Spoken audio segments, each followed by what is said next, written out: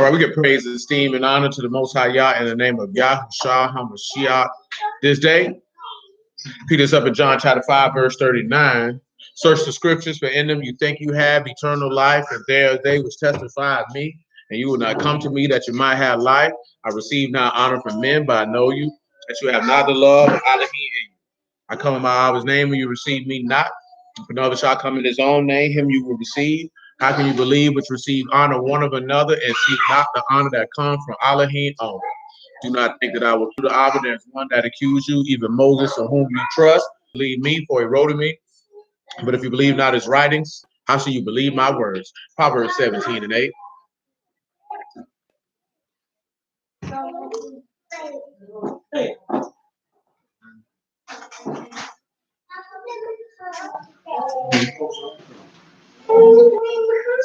So, of course, a gift is a precious stone in the eyes of him that have it, whatsoever it turn, it prosper.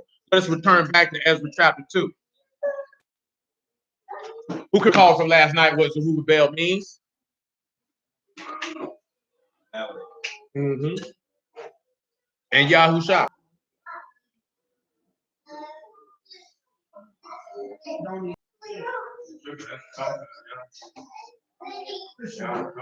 Yah comforted. And we didn't get to that. Now we're on Sarai.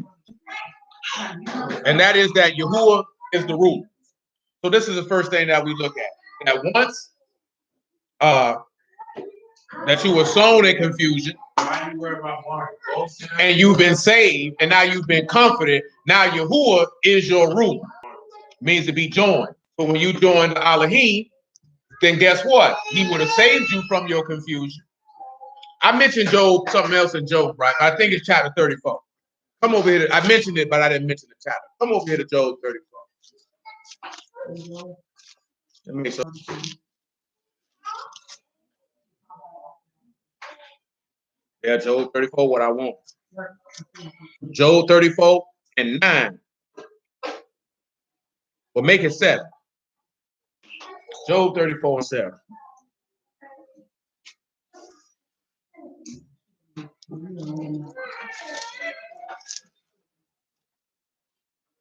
Listen what it says.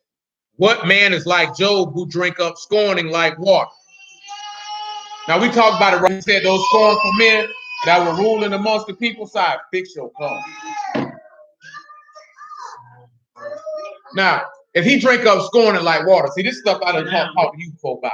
Sitting around listening to people who mock and deride. Why would you sit there and drink that? Hold on.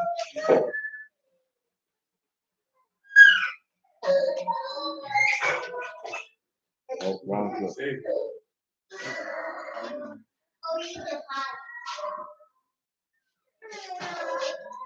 Now, I just wanted to hear that word for scorning. It's la, right? That's lamad, ayin, and gamal. So, what do you take from that? You got lamad, ayin, and gamal. See, an individual who's mocking, who's a scorner, who likes to deride, this is somebody who's experienced being taught about pride. That's why they're doing it. So therefore, you wouldn't see that gift of life as being precious. So therefore, what would you do? You're going to mock and you're going to deride the righteous. See, in Ephesians chapter 4, it tells you that the children of the flesh do what to this day? They persecute the righteous or persecute the seed of the promise as it is this day. That's what they do. Why do they do that? Because they have been, as Paul, see, matter of fact, Paul, Acts chapter 28. I come right back to Job 34. You hold it Ezra chapter 2. Slow, man.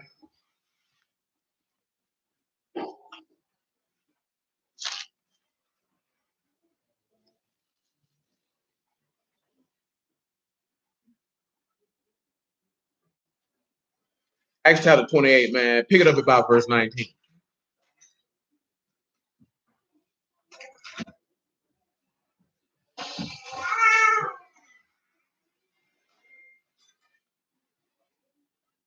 Acts chapter 28, verse 19. But when the Yahudim spake against it, I was constrained to appeal unto Caesar, not that I had aught to accuse my nation of.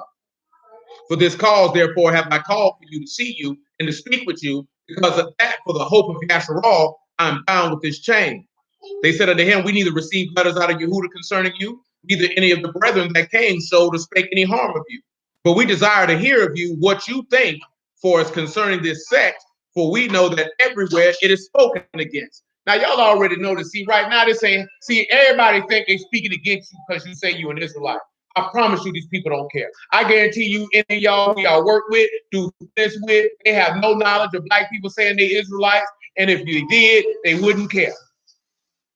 You know, when people see me this in your chain, they be like, are you Jewish? I be like, if that's what you want to call it. The people don't care. They go right about their business. They're like, this nigga thinks he's a Jew. This nigga's an idiot. They don't care.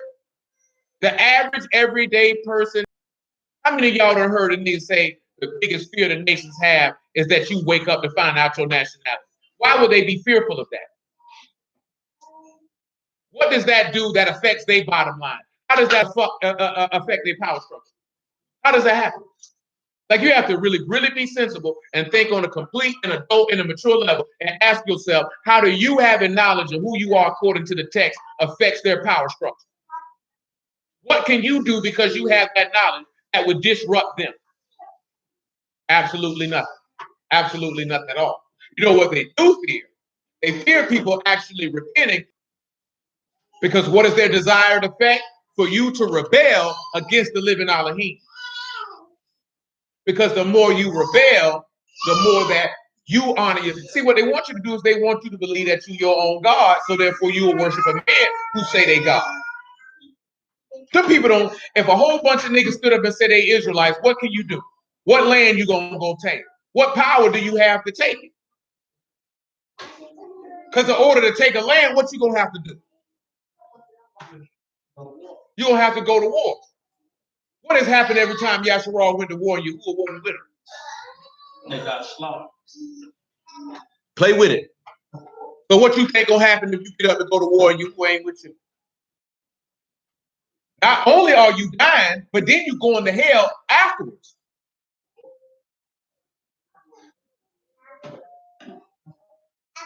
Not only are you dying, but you're going to hell after. And see, that don't click in nobody's brain. Like, you know why I don't click in nobody's brain?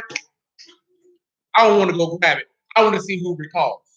Does anybody recall what Isaiah 33 and 14 says about who can dwell against everlasting, proclaiming righteousness and life in the earth? And that's what they have a problem with. Because that will be turning people away from sin. Nevertheless, Acts chapter 28, right? Verse 23. So, see, right now, ain't nobody speaking against nobody who believes in the Lord, except all the bruised who feel like, man, them niggas ain't for the culture. They ain't for nation building. But them old penis riding niggas, don't worry about it. There came many to him into his lodging.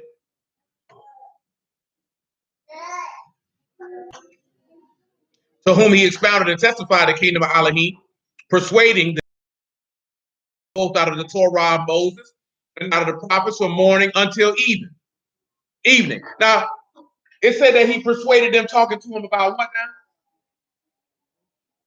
But it would say the kingdom of Elohim, and then in order to teach them about the Elohim, what did he have to do? He had to tell them about the Lord. That's what, remember I mentioned that last night. That's what the kingdom of heaven is about.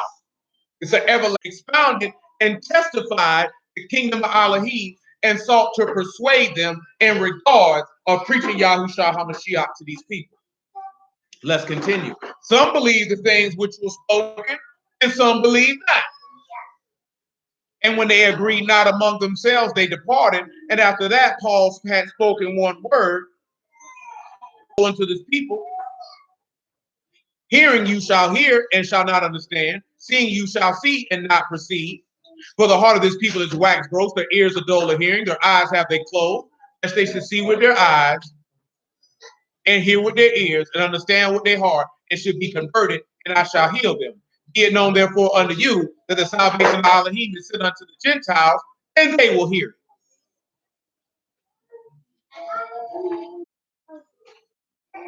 You know, because you one of them niggas online arguing for years. Don't, nigga, you just did it the other day. No, they be my friend. Don't be your friend. Look at you. This is the thing I went off on you about the other day. Every time somebody give you a direct thing that you need to tighten up on, you always push it on somebody else. It's unmasculine, son. It's unacceptable. How you gonna dwell in the house of the Lord with that type of mindset, son? It's despicable, detestable, just outright reprehensible. It ain't masculine. You gotta stop it. Didn't I just tell you this other day? Didn't I just tell you this just last week? Didn't I? All right now. So when you go see the Lord, you're gonna be like, why did you commit that sin? Well, see, such and such was sinning too. You think he want to hear that? Then what make you think I want to hear? You can't be doing that, bro. You're a grown man. Control yourself. And the worst part is, there be women you be arguing with. You ain't sliding in them vaginas and you ain't slide out of them. So I don't know what you're arguing with them for.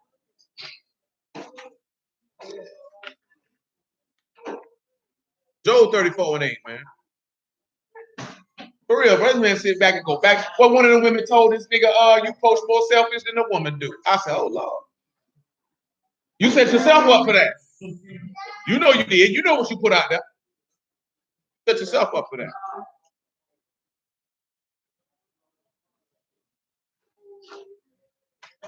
How you felt when she told you that? I didn't see that. You seen it. You seen it. You see every comment. You said something to the lady. That lady said you take more selfish than a man do, than a woman do. That's what she told me. And this is cold. Ain't that a code right there? There's a code right here. That nigga be taking senior photographs, nigga. Slow, brother, friend. Oh yeah, nigga gonna get you. You're lucky I don't tell him about that weed selling you were talking about the other day.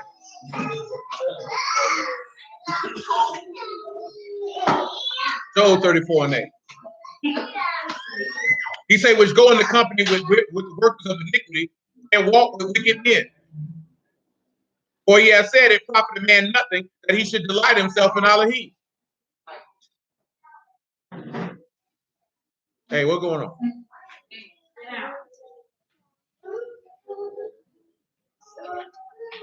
He said, therefore hearken unto me, you men of understanding. Far be it from Elohim that he should do wickedness, and from the Almighty that he should commit iniquity. If Yahuwah gonna be your ruler, you can't sin, because he's not gonna do it. Let me read that to you again. Therefore hearken unto me, you men of understanding. He said, what? Here, you men of understanding, far be it that Elohim, far be it from Elohim that he should do wickedness,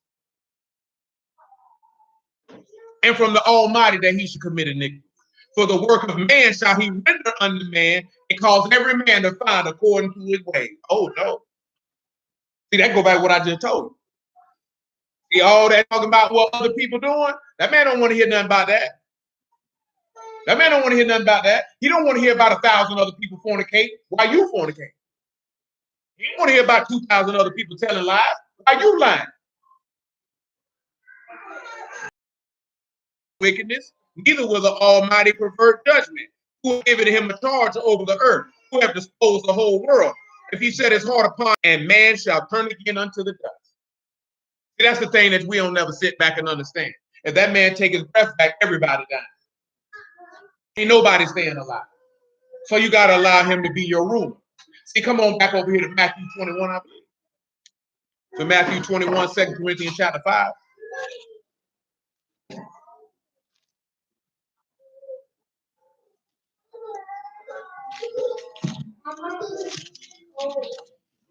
I'm in the cold. Excuse me. 21 and 33. Why are you talking like me? Why are you talking about me? Why are you talking about me?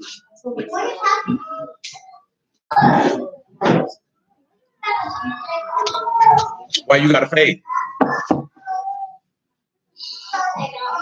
You didn't have an answer for that. Ha ha! Matthew 21 and 33. Here another parable. There was a certain householder which planted a vineyard and hedged it round about, and digged a wine press in it, built a tower, let it out to husbandmen, and went into a far country. And when the time of the fruit drew near, he sent his servants to the husbandmen, they might receive the fruit of it. The husbandman took his servants and beat one, killed another, stoned another. Again, he sent other servants more than the first, and they did unto them likewise. But last of all, he sent unto them his son, saying, they will reverence my son. But when the husbandmen saw the son, they said among themselves, this is the heir, let us kill him, let us seize on his inheritance. And they caught him and cast him out of the vineyard and slew him. Wherefore the Lord of the vineyard come, what will he do unto these husbands? But he said the one I want. But another one, he said, we will not let this man rule over us. But this is the same token. I don't want to allow this man to rule over me. Because this is his vineyard. That means he has authority over it. And I would rather keep the benefit of the vineyard to myself than to yield the fruits over to the person of who it belongs to. And why do I say that? Because he told you that you've been bought with a price. So therefore serve the Lord with your body and in your spirit, which he has purchased. See, you don't want to render over to him what belongs to him. See, you belong to him. See, come over here to 2 Corinthians chapter 5.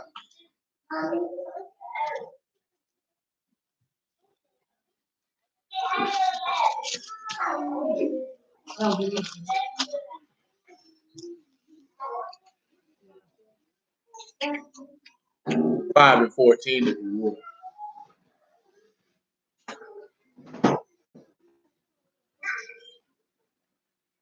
For the love of Mashiach constrained us, because we thus judge that if one died for all, then we're all dead, and that if he died for all, that they which live should not henceforth live unto themselves, but unto him which died for them and rose again.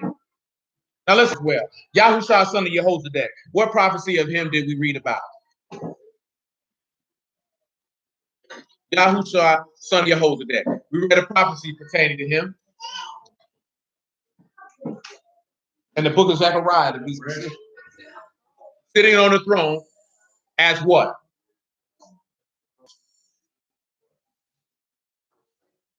As king and priest. Remember that there's no time in the history of Yasharal that any high priest ruled as a king. Remember, we read it, we started it in Levi. So how could he be a king when the kings come from who? And possibly Ephraim if the northern kingdom is around. Well, no kings come from Levi. I'm pushing. I thought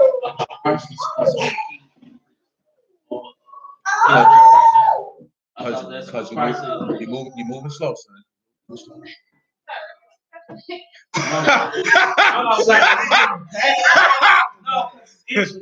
I know that. She just told you, nigga, you look like one of them project hosts.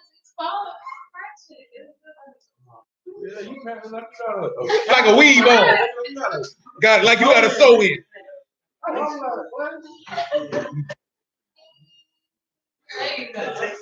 No, that's them black diamonds.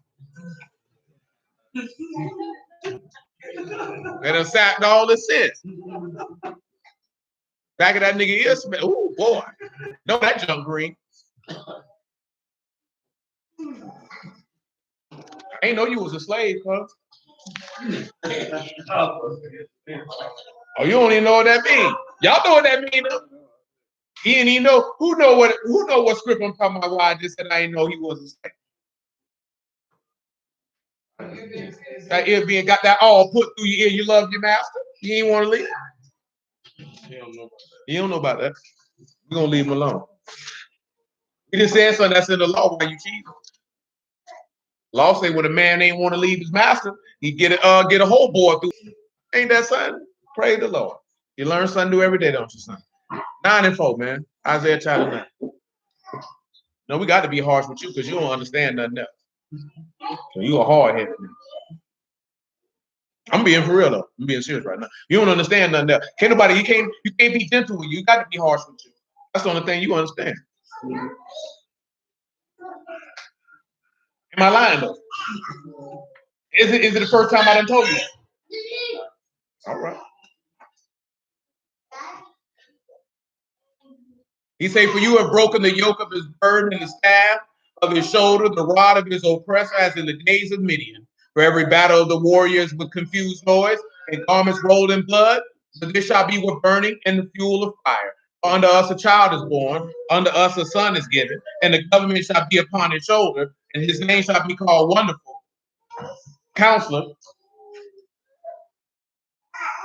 the mighty Elohim, the everlasting Father, the Prince of Shalom. Of the increase of his government and Shalom there shall be no end, upon the throne of David and upon his kingdom, to order, to establish it with judgment, with justice, from henceforth forever. The zeal of Yahuwah of hosts will perform this. Now I want us to look at when he say the order.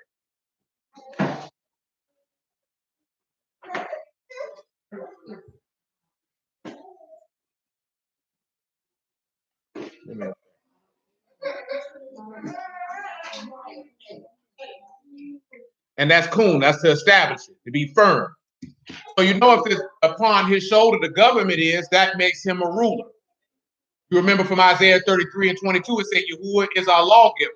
He is our king. He is our judge. He will save us.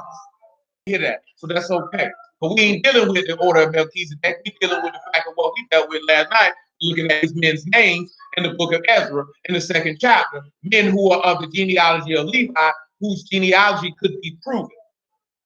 Do y'all recall how Ezra chapter 2 is? That any man's name who wasn't found reckoned according to the genealogy, what happened to them? Remember when we were dealing with the genealogy in heaven? And he said, this is the generations of those in heaven. If I can't reckon and find your name in this genealogy of heaven, you polluting the earth. I got to get you out of it. It's no difference. Your name got to be in heaven. If he can't find your name in the roll, he'll get you from up out of here. You ain't no Levite. You ain't joining me. You ain't none of mine. You ain't part. Matter of fact, let me go ahead and grab the Ezra 2 at the back end. Take it from that Ezra 2 at the back end. Turn around to Revelation 20. Swing it back to Matthew 13. And whatever come to mind after that.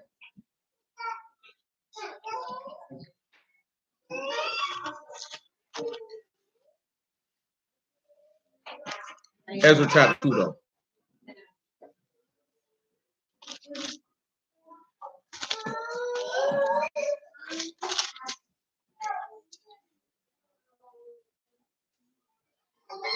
Ezra 2 and 68. Oh no, that's not what I want. Ezra 2 and 59. Oh word. Because see, this is going to allow us to retrieve Zadok, who we started, and allow us to work our way right back to Ezekiel. Because I believe we ceased in Ezekiel in the 41st chapter. I know we've done 33, 34, 35, 36, 37, 38, 39, and 40. And we still got 41 through. And these are they which went up from Tel-Melah, Tel-Hassah, Terub, Adon, Immer. And they could not show their father's house and their seed whether they were of Yasharal. Hold on now. Hold on. Let's look at show. He said they couldn't prove it. Ooh, that's ugly right there, ain't it? Are you going to be able to prove you are Yasharal? Are you going to be able to prove you are that seed?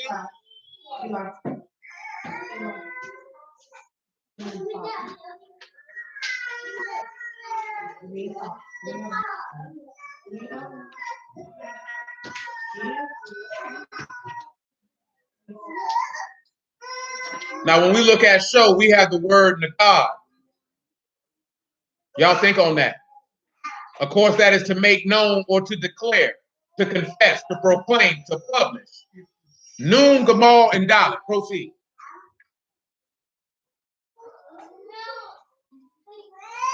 Noon, Gamal, and Dalet.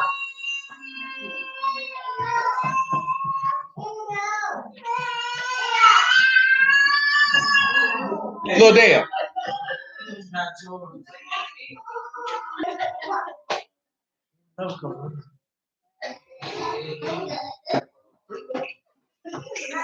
Yeah, that's for the feet. That's from Darius.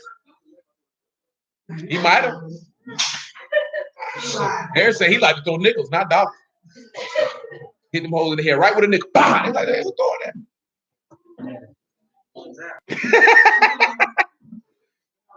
Noon, Gamal, and Dalet.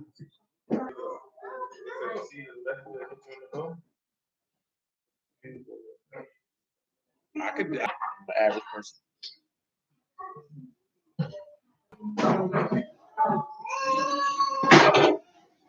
These are people they can't make known that they are the seed, the God. Make known. Yeah, they couldn't make known that they was of the seed of Israel. Nobody knew. They couldn't prove it. It's to be conspicuous, to tell, to make known, to declare, to inform of, to publish.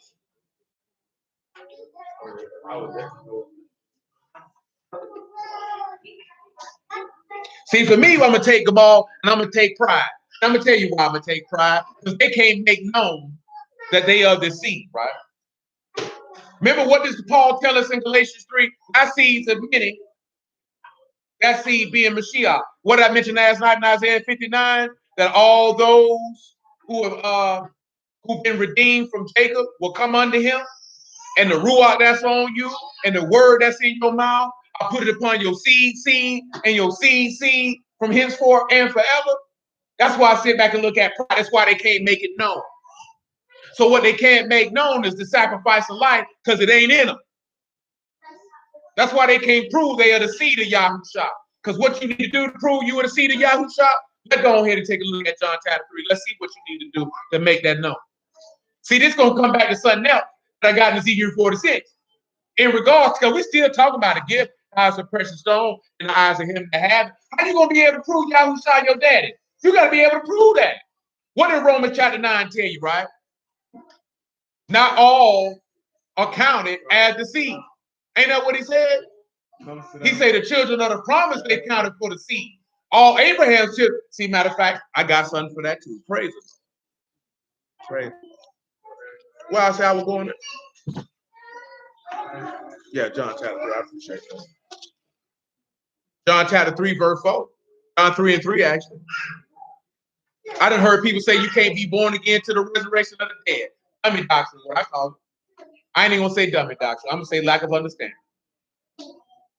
It's people who really teach people that you can't be born again until you resurrect from the dead. I guess that means you just really set a nigga up to never be resurrected from the dead, because he's going there. You got to be born again before you hit the grave. If it don't happen until you hit the grave, why would the Lord feel the need to tell this man this here right now? Yahushua answered and said, but in the Lord. Meaning that if that man and woman ain't in the Lord, then either one of them, it don't really matter. It don't really matter. That man has to be a Yahuwah. That woman has to be a Yahuwah. Then, because we as people, you believe you more valuable than what you are, because you don't want anyone to have rule over you.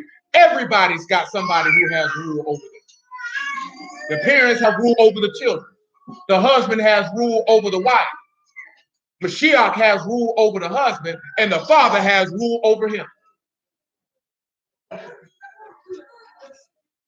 You know what I'm saying? And people don't want to deal with that because you want to be able to, I will do what I want to do. Don't nobody tell me what to do. Some of y'all done said it. Look, you used to say it when you was a little girl. You're not the boss of me. I know every one of y'all girls in here that told somebody that. But you look like you told several people that. Just how you look. There you did. You look like you were quick running around kidnapping. You're not the boss of me. You wasn't in no, I bet you was in the house till they went out to go to work and you run around. When they caught you out of the door, you're not the boss of me. Mm-hmm. Oh, little girls are always quick to tell you that. You're not the boss of me. You go ahead and hit her with an elbow, dusty road elbow, right on top of her forehead. I'm going to show you the boss of you right now. Boss your butt up out this house. But that's what Yahuwah's going to do to you. He's going to boss you right up out that door. Verse 6, though.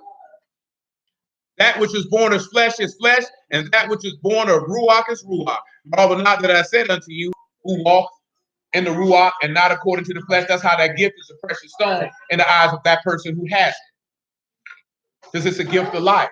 You cannot please Elohim to be carnal. What he say? You're always gonna selfishly do what you, like I told you last night. You a great white who want to be with a pink because you can dominate that pink. But then eventually you get pissed off because he's a penguin. Because you don't really want to be with this penguin, but you still like authority and control that you feel that you derive from this penguin, even though he makes you utterly sick. Because you can't dominate this other great white over here. You're gonna have to play your role. He's not gonna fool with you. That's how we treat you. You want to take the word and you want to make it to fit it how you want to fit it so you can control it to fit your lifestyle and your thought process and your mindset, and you don't want to come over here and fool with him because he's not taking that. You're going to do it like I said. That's what you're going to do. You're not going to serve me how you want to serve me. You're not going to look at me and tell me how I'm pleased. You know what I'm saying? You see that in the world now. A woman to tell you, this how you please. That's that man, that's what he likes. A lot of time he just ain't going to say nothing. That nigga, I don't like that crap. Well, why you ain't never said nothing? I just didn't feel like arguing with you. How you know what you who are like? The only way you're going to know is if you read his word. He tell you what he likes. He tell you what he I mentioned last night. He said, what does he delight in a woman? That she have a quiet and humble spirit. He said he delight in that. He said that pleases him well. That's what he said. He said, what does he want in a man? He said he want a man to serve him with a ready heart and a willing mind. He delights in that. That pleases him well. You know what I'm saying? He says anybody who believes in him, that delights him because you believe that he is and he's a rewarder. He said that pleases him well. Not this crap niggas be out here doing. Oh, I got a plan for my life. And everything in regards to it is in what you like. Never what he likes. But that's another conversation for another day. Let's go over here to what I had, John 3. I said Revelation 20. Yeah, it's 20. It's 20 and 12. Might be 20 and 8. It's 20 and 11. Y'all already know that. I was listening to Jason Whitlock talking about how they had the documentary where what it's called, Last Dance, and he was like, that show you just how masculinity has been utterly ripped apart. Because Jordan sitting around sipping whiskey, drinking cigars, gambling. And he was talking about how a lot of these niggas is feminized in the sports arena. I've been telling y'all that, and I don't just be saying that just to be funny. Like them niggas is feminine. Very feminine. And the things.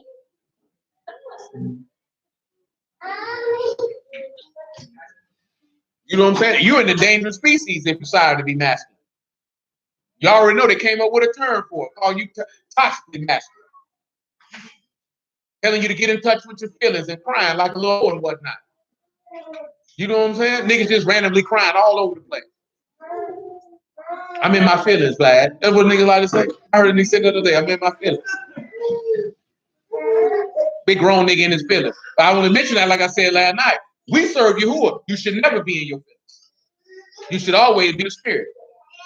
You should never be in your feelings. Because your feelings will deceive you. And the reason I say that as a man, you can't be that because you being led by Mashiach, which means you have to be able to rule justly. And if you constantly in your feelings, you can't lead. It's understandable if a woman in her feelings, you have to be able to help her decipher her feelings. You know what I'm saying? Stuff happens. You just keep on moving, keep on moving. It has no effect on you. That nigga sit spread eagle in front of you there. You got your old man shorts on too. All legs.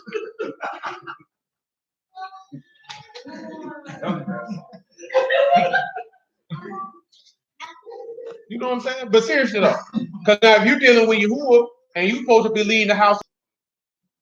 Matter of fact, before I read Revelation 20, get Galatians chapter 5, verse 13. But I want to get right there.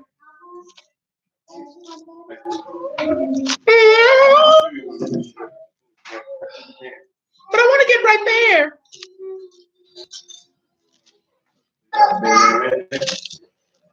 Bird, don't get yourself set up for failure, Bird. I hate to see it happen to you. Galatians 5 and 13.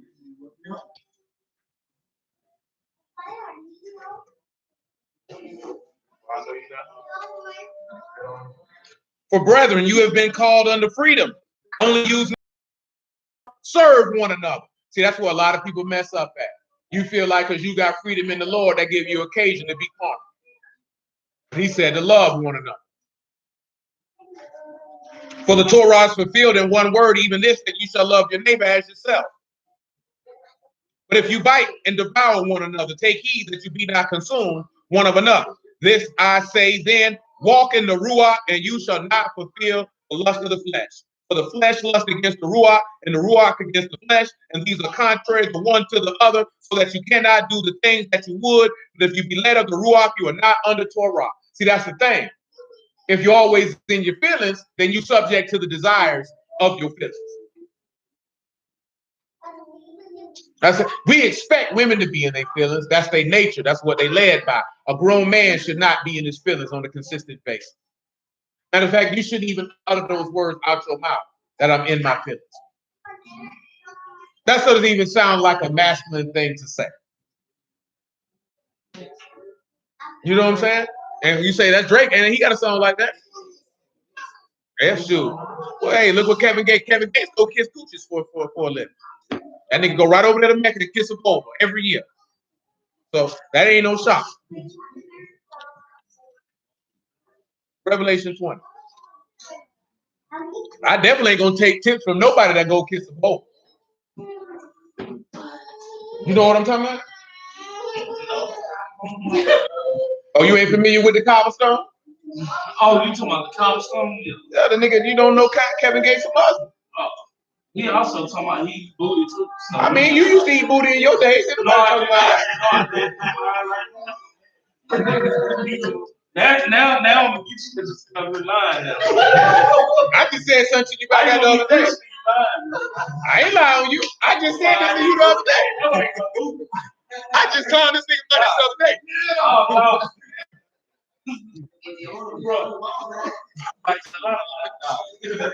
they don't went too far.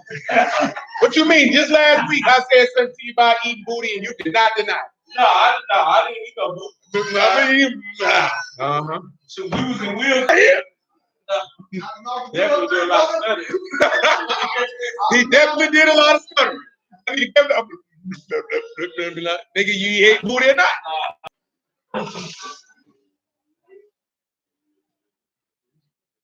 We don't believe you, cuz. But it's okay. Nigga, you look like you took some Crisco and did some ungodly things. The Lord, that's what he like. Look at him. You look like he don't like Lord. That nigga look like he like Lord cornbread, Lord bread. That nigga say, make sure you hit that with that fat pack. That nigga from Texas too. You know they love fat pack in Texas. Ain't that right? You like that fat pack, don't you? I told you. Nah, we eat country down here, but y'all eat tad extra. Yeah, a little extra. I'll throw that Lord in there. That's why y'all niggas be down from them heart attacks. And I saw a great white throne and him that sat on it, from whose face earth and heaven fled away, and there was found no place for them.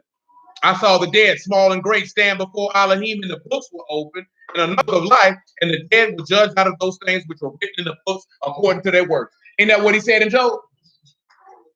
That's what he said. He's gonna render to you according to what you've done. So when Yahuwah is your ruler, then guess what you're gonna do? Remember what Yahushua said in John chapter 12, and then we'll move on to the next thing. It was something else I was gonna mention. I gotta go back to Genesis. Ezra 2. So let me finish that out. But remember what he mentioned in one in Exodus 34, he told you that whose name would he blot out the book? For those who sin. Yahushua said in John chapter 12 that my Father has given me a commandment, and I know his commandment is life everlasting. Whatever he tell me to do, that's what I'm going to do. That's why Yahuwah could turn around and say, this is my beloved son in whom I'm well pleased. Well, why is he pleased? Because he does what I see. That's where a lot of people get messed up at. See, you don't have a joy in doing what your husband is instructing you to do. You don't have a joy in doing what your father instructs you to do. It's burdensome to you because it doesn't allow you to do what you want to do. Because you have allowed yourself to believe that what you want to do is more important than the fulfilling of his will. Because we've been taught improperly. Just like I mentioned last night with Yahushua being the carpenter's son. He didn't grow up, I don't want to be a carpenter. I want to be a basketball player. See, they didn't think that way. Whatever my father did, that's what I'm going to do because this is my father's vision for the household. I don't have a problem fulfilling it. They had a different mindset. Not on average, but just below average. Because most people were desperately wicked. But for the most part in antiquity, you did what your father instructed. Matter of fact, I put it to you. Y'all remember the book of Jeremiah? Those young men who said that they would not build houses and drink wine because their father told them not to do it? And how Yahuwah rewarded them with an eternal inheritance because they followed their father's instructions? Most of us would not do that at this time. If you feel like I'm grown and I'm out my daddy's house, I ain't doing what he said. Commandment, not just when you live with them. You give them their respect. If they ask you to do something, see, it's till you get married. See, once you get married, you have your own family, then they're not supposed to give dictates on your life because you have your own family. So they will understand that in antiquity. You understand what I'm saying? Yeah, I have a friend of mine. He said he don't have a problem with serving the Lord, but he said sometimes like he feel like he feel like it's a burden on him to do it. But he said he'll do it. But he said he's not doing it because he's happy about doing it. He said he's doing it just because he don't want to destroy it. Like, well, he going to hell. He going to hell. He ain't doing it from the heart. So when he get tested and he get tried, he gonna fall.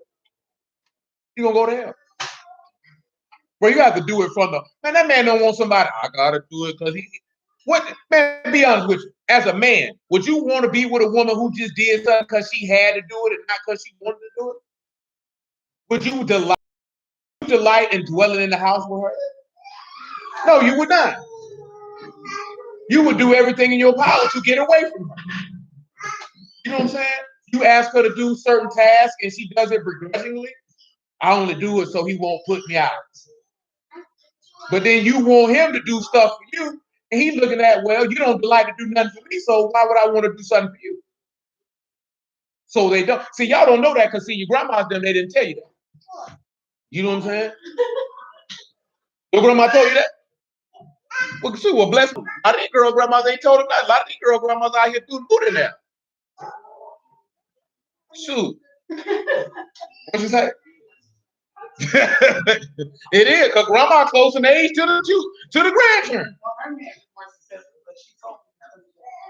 Oh, because she didn't serve them with delight. Yeah, she told me not to. But see, no, so she learned. My men left me because I was a crotchety, complaining, no good helper. She told you the truth. So that's what she told you.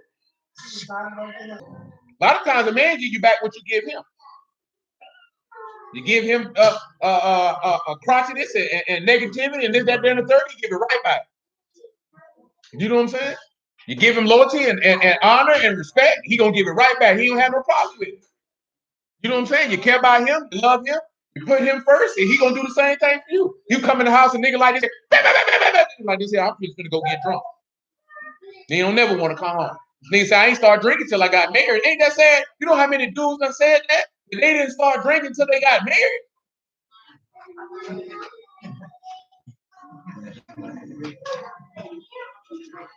Ain't it though?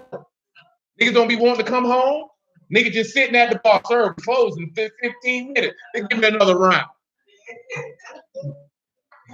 They say, serve me clothes. Just give me a bottle. I'm gonna just sit outside.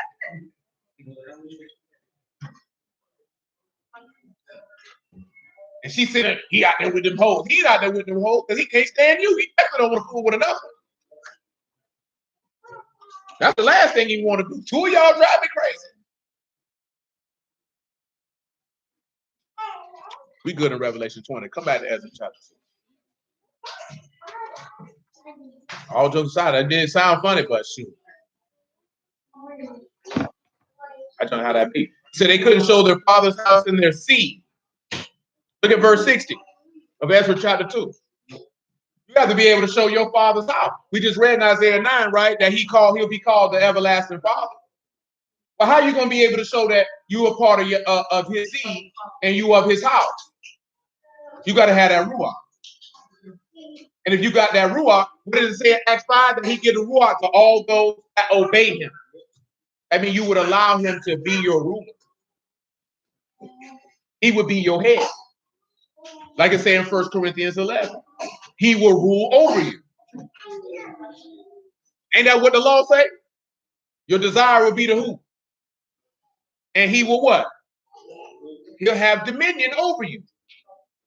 Your desire is supposed to be to the Lord. You know what I'm saying?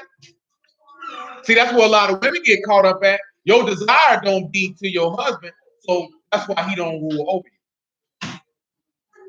because you don't delight in serving him, because you rather serve yourself. But see, that's from miseducation. They done told you you got to have something outside of your household. See, I told y'all before, all that feminine stuff and all that other stuff, that was white people stuff. You got caught up in white people stuff. Ain't no white man, black man been oppressing you. Y'all been getting oppressed together. But how can black man oppress you? He doesn't have the power, rule, and authority anywhere in America to oppress you. He doesn't have the ability to oppress you. How is he? I'm serious though. Because you already know, that's what I mentioned. And any woman who want to be successful, she's judging her success off of a white man. She's not judging her success off a black man. Black man's at the bottom of the totem pole. So anything that a woman wants to do is going to be in comparison to a man, because there's a woman for you to compare yourself against. They say, I'm comparing myself against Oprah. Who is Oprah? Oprah ain't really doing nothing in the grand scheme of things. It's numerous other, like I told you before, she don't even own her television network. It made you believe she owns it. Allegedly. We don't know how much money she got. They said her network is like $5 billion. That's why I said allegedly. We don't know how much money she got. That's idiot. I don't know how much money this nigga got. Nor am I concerned with it. But I'm just telling you that she don't own network. Discovery Channel owns it. They make you believe that she owns it. She really an employee. And they make you think she a boss. Jordan don't own them shoes. Nike do. He's really an employee. He really works for them. Because he can't take that logo, he can't take that brand and manufacture that on his own. He can't do that. If he leave Nike, them shoes stay with Nike, he got to create his own thing. He can't put out no 11. He can't put out no 13. He can't do that. He doesn't own them. He's really just a highly paid employee. You understand? That's what they do. They trot them out there to you and make you believe that these men own stuff and they don't own it. I just heard what it was. I was listening to what it did, Crunchy Black, and Crunchy Black say 3-6 Mafia broke up. He said they came to him and they gave him a choice. He said Juicy took it and Paul decided to go independent. I knew right when that, because he said, I can't say what happened last. I can't say what happened. That's what he kept saying. Glad.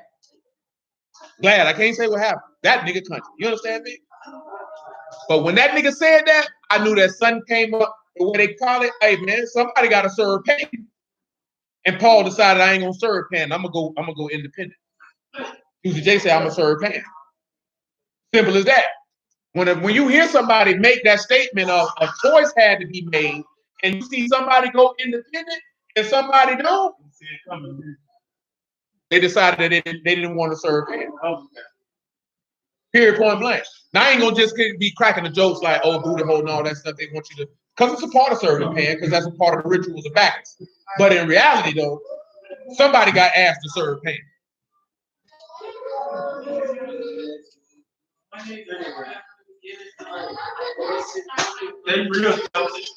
I mean, that's how they started, but that could have been just their own folly. But you gotta understand how the business works. They let you come in, they might let you get a little bit of fame. You gotta remember now, they gave them niggas patah. You know, once they gave them niggas patah, oh, hey, come holler at us, son. They gave them niggas patah, man. Y'all remember that? Remember we went over there? That the Oscar come from Egypt? That they gave that out to Egyptian actors and actresses? That's not a new thing. Ptah is the Egyptian creator god. You have Ptah men. It's a lot of them. But it's an Egyptian. The Oscar award is modeled after the Egyptian god Ptah, who's the creator god. You know what I'm saying? And they actually gave out that type, you know what I'm saying? So when they turn around and when you see somebody win an award, they're either part of the craft or they about to try to introduce them to the craft. You know what I'm saying? They don't hand, because that's an exclusive club, they don't hand those awards out to any and everybody. That's why when you see certain musicians or certain actors and they were doing a lot of stuff and then they just disappeared, it was something that they were not willing to do. Remember, Stanley know when I was telling about Noriega say, there's a door. He said, I don't know if it's some homo stuff over here or some sacrifice stuff over here, but I went straight. because they know that these people are venerators of the ancient deities of to the living Elohim and still perform the rites and rituals to those false deities to this day. Because today, 3 celebrities died today. 2 alleged punks. Matter of fact, 3 punks, to be honest. I could say 2 in a possible. Andre Harrell possibly was a homosexual. He died today. No, he wasn't. He died today. I ain't gonna lie, I did too. I looked it up too. I seen a nigga say Little Richard was dead. I thought that nigga did dead.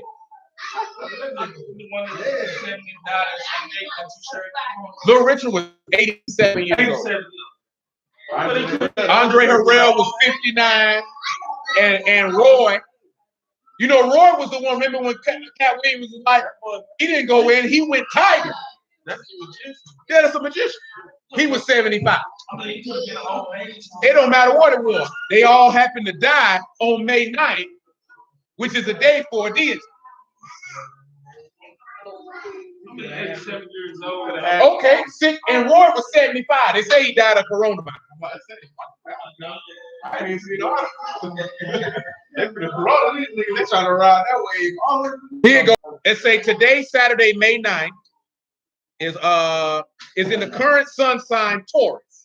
So if it's in the sun sign Taurus, what is the symbol for Taurus? That's all. And if it's the bull, then who is that? Oh, y'all supposed to know who the bull god is. That's Baal. That's Baal. That's what they made in the wilderness. That's Baal. And they say the element of the earth, the color is black, negativity, and banishment. And then it says the planet is in Saturn. And that's another deity who they worship. They worship Saturn, which is Baal again, indeed. And the gods that they honor today is Saturn and Hecate. Remember, I told y'all, if you look it up, February 23rd is the day that boy got shot at Brunswick, and that was for a day for Hecate, who's the god of the crossroads. Because you have to look at anything that comes through the mainstream television, come through for a purpose. Like I told you, that boy got shot 3 months ago, and why is it now just being? And we stay 45 minutes from Brunswick. We can ride straight down Main Street and get to Brunswick. You ain't even got to get on the highway. Straight down Main Street and get to Brunswick. We 45 minutes away. We ain't know nothing about the time you see Benjamin Crumb's son and the milk ain't clean. Oh, you stay 45 minutes in Brunswick? Yeah, Brunswick 45 minutes. I thought it was about a good hour.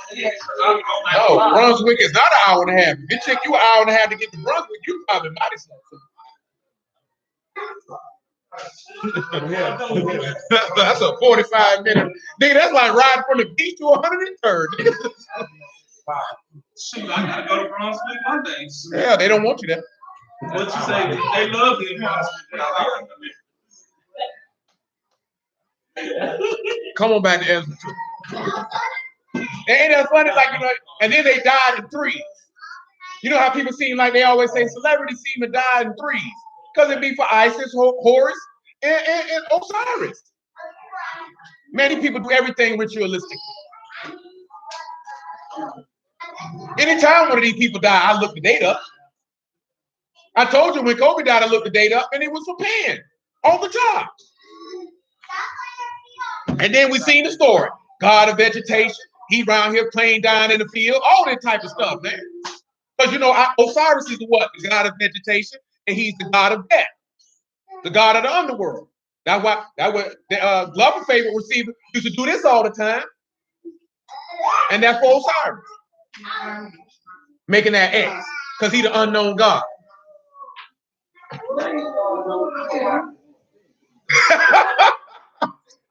Yeah, Dad Brown ain't on nobody's team. He definitely not. Come on back to Ezra 2, right? Verse 59 again. And these were they that went up from Temelah, Harsa, Cherub, Adon, and Mur, but they could not show their father's house in the sea, whether they were of Yasharal. The children of Deliah, the children of Tobiah, the children of Nakoda, 652. The children of the priest, the children of Happiah, the children of Kaz, the children of Bazrillah, which took a wife of the daughters of Bazrillah the Gilite, and was called after their name. These sought register among those that were reckoned by genealogy, but they were not found. Therefore, were they as polluted and put from the priesthood. Now let's look at register. Kathab, that is, remember, right? A writing, a document, a roll. Your name ain't in the book of life. Let's look at reckon. Enroll on the genealogy, to be enrolled. That's Yod, Ka, and Shan. So you're not paired to the right hand, you're not paired to the son and separated, because we don't have any record of you on the genealogy that you belong to Yahuwah. Now let's look at polluted. And you can get your 1 Peter chapter 2 if you would. 1 Peter 2 and 1. My phone ain't cooperating. Polluted is gall, to defile and to desecrate. All we're looking at is Kamal, Aleph, and Lamar. The shepherd tried to teach about your pride. But guess what happened? You got polluted, you got put out. But we're looking at the priesthood. 1 Peter 2 and 1. Listen what he says. He said, wherefore laying aside all malice, all guile, and hypocrisies, and envies, and all evil speakings. So let's take a look at that. He said it's what you need to put to the side.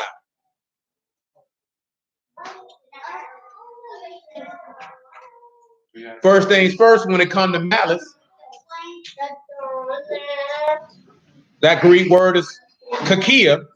It means wickedness, depravity, not ashamed to break instruct laws, desired injury.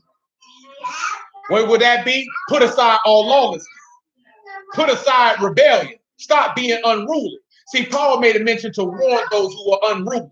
To be unruly meaning you like to do what you want to do. So Yahuwah can't be your ruler. So you were sown in confusion. Clearly, Yahushua did not save and comfort you. That's why he's not your ruler. Oh, that's ugly right there. Now he said, all God, that's dolos. You know what that is? Lying, deceitful. And of course, we know what hypocrisy is.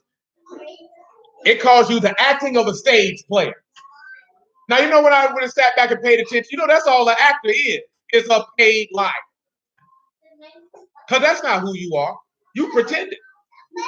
That's not who you are. That's not what you do. Because basically, y'all should already know a hypocrite is nothing but a nice way to call somebody a liar.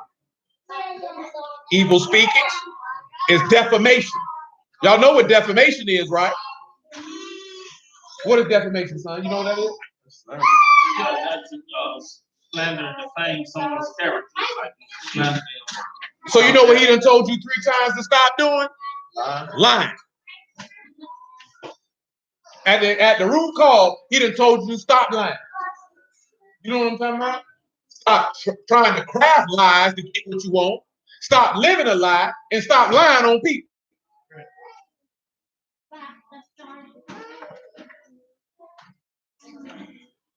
And why did he tell you that? Because Yahuwah hate a lot of things, and one of them is a lie. He said he hate lies. Verse 2, he said his newborn babe desire the sincere milk of the word, that you may grow thereby. Of course, y'all should know in the ancient time, knowledge was described as milk. Do y'all remember what alma mater means? Alma mater. Where that come from? Alma mater. So you wouldn't know you ain't finished school. Not on a palm. Yeah, if you finish school, you have an alma mater. You got an alma mater? Well, what's your alma mater, son?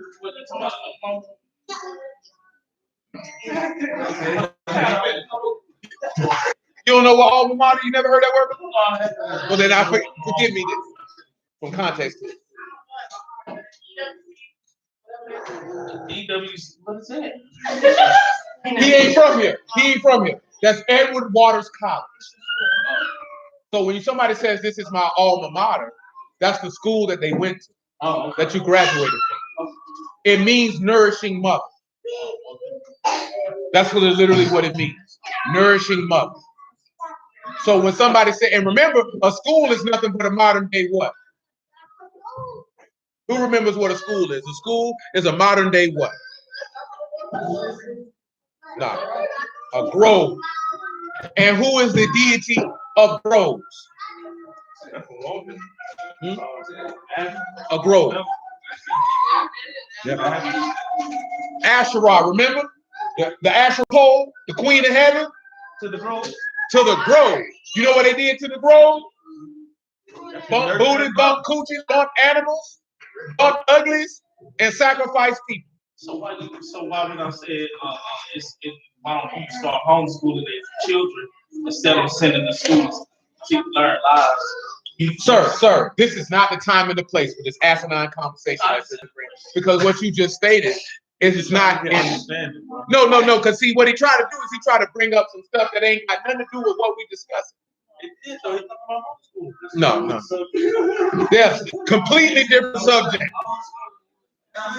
No. He kept complaining about it. No, school. It's not a grove, son. You don't listen. See, I told you one of your major deficiencies in life is that you don't listen. No, we say the school is representative of a grove. That's why they give you the cap and the gown is for Bacchus. You know what I'm saying? Not that the school itself is not that the school itself is a grove. Yeah, that's why they got a flagpole at the school. It's the Asherah pole. Therefore, you there to go. You understand? But you talking about something that ain't got nothing to do with what we're talking about. We're talking about the terms, customs, and rituals attached to a particular location. Institution. Indeed. Better word. Yeah, you gotta stay on task, son. I was just asking. No, I asking. wasn't trying to get off topic. No, but you accomplished that great. I mean, I wouldn't. Yeah, go ahead. 1 Peter chapter 2, verse 2.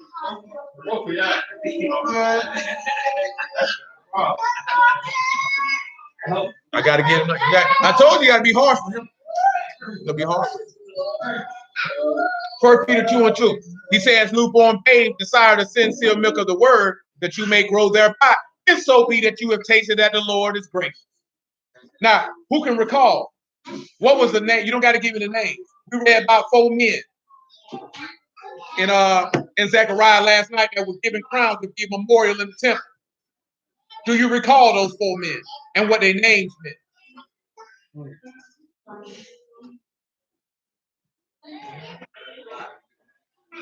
Y'all recall?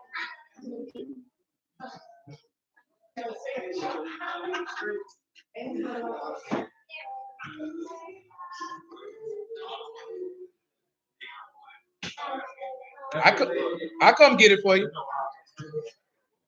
It was given hard. I know it was. Well, that goes to that out, fall asleep when it comes back up. I think it's like he's drinking juice.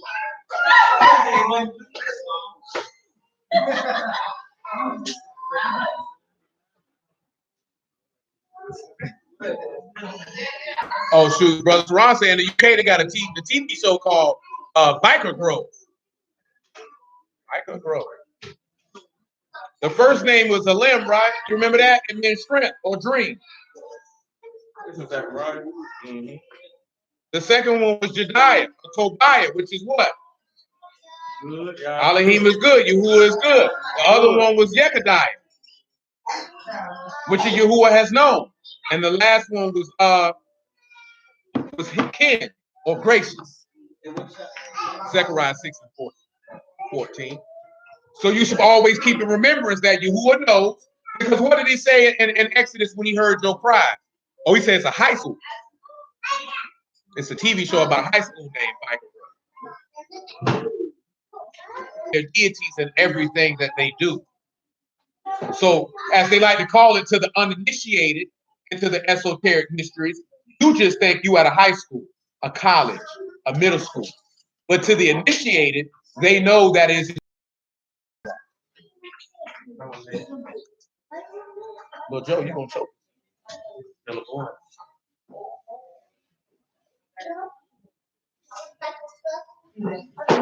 And when I say everything in this society, and see, it's not just America. That's the number one thing that you got to understand. It's not just America, it's worldwide. It's worldwide. The worship of pagan deities is done in every country in the world, no exception. No exception. There's nowhere that you can go in the world where a pagan deity is not being honored.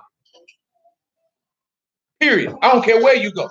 You can go to Jamaica, you can go to Europe, you can go to Russia, you can go to Spain, you can go to Germany, you can go to Africa, you can go to Asia, you can go to India, you can go to Central and South America, you can go wherever you want, and a pagan deity is being honored because nowhere in the earth is Yahuwah esteemed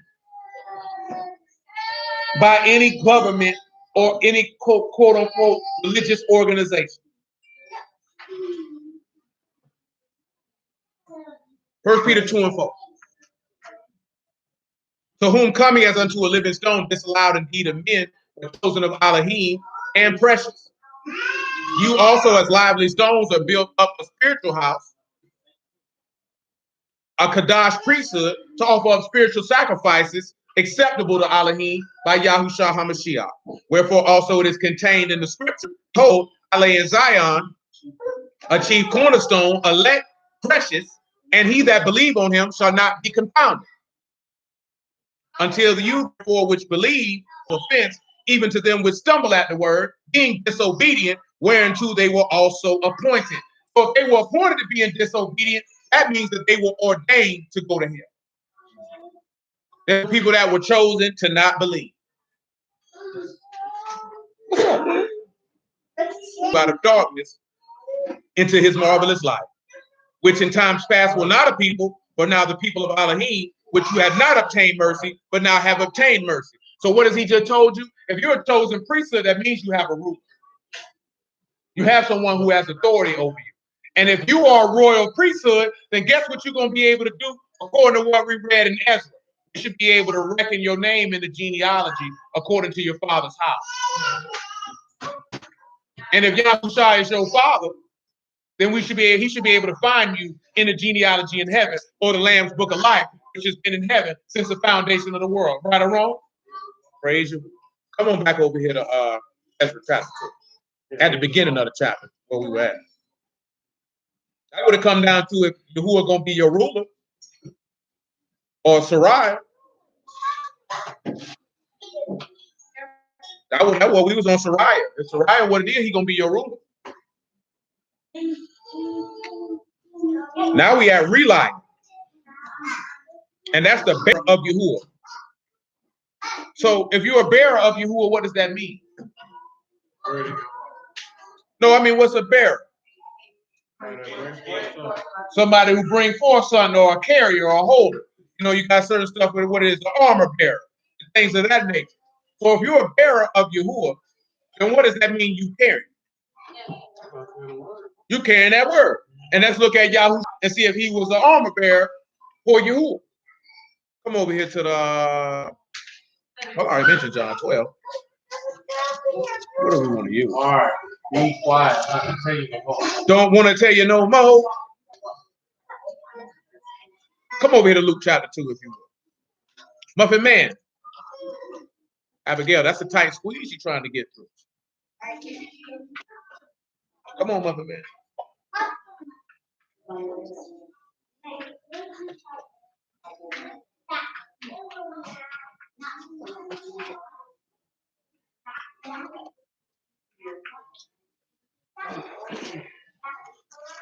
Let's start when Yahushua really started bearing that word. You want to get down? Come on.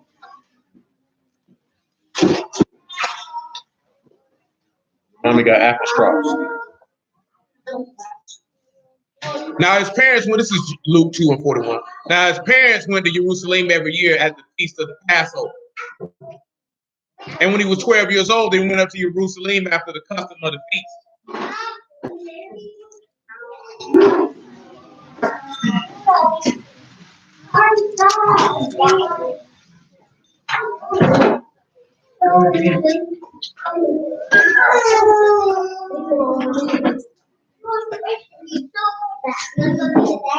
And when they have fulfilled the days that they return, the child Yahushua tarried behind in Jerusalem, and Joseph and his mother knew not of it. But they supposing him to have been in the company when a day's journey, and they sought him among their kinsfolk and acquaintance. But they supposing him to have been in company, and when they found him not, they turned back again to Jerusalem, seeking him. It came to pass after the 3 days, they found him in the temple, sitting in the midst of doctors, both hearing and asking them questions. And all that heard him, and he said unto them, how is it you sought me? Wish you not that I must be about my father's business? They understood not the saying which he spake unto them. He went down with them and came to Nazareth and was subject unto them. But his mother kept all these sayings in her heart. Yahushua increased in wisdom and stature in favor.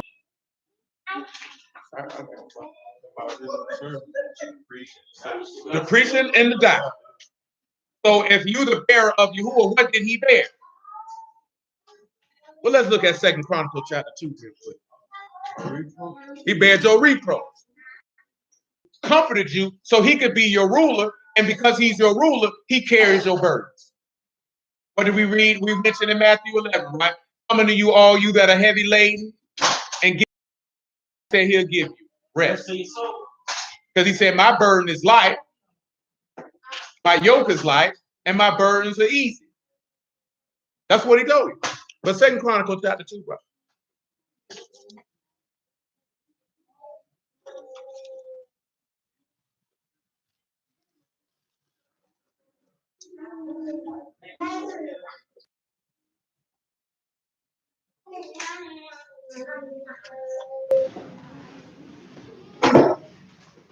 Make it verse 11. And after that, we'll go to 2 Chronicles 34.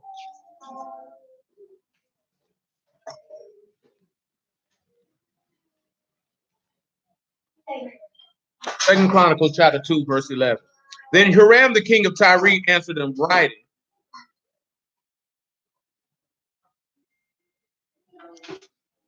which he sent to Solomon, because Yahuwah loved his people, he have made you king over them. Hiram said, moreover, blessed be Yahuwah Elohim of Yasharal, that made heaven and earth, who have given to David the king a wise son, endued with prudence and understanding, that he might build a house for Yahuwah and a house for his kingdom. So pause. Let's look at prudence.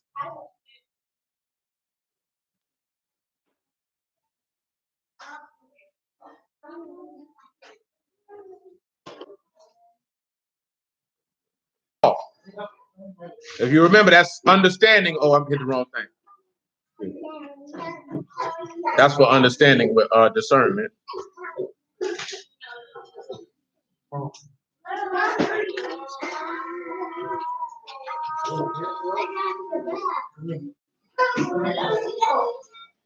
Now, prudence is the call. Sean, Koff, and Lamar.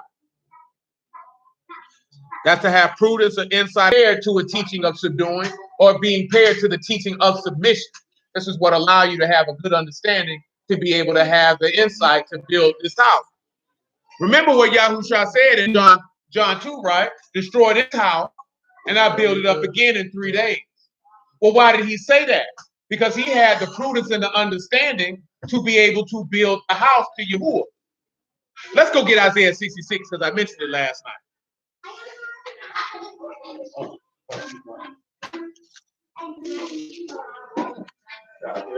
66, yes, sir. Abigail, what you doing? Muffin man, get back here.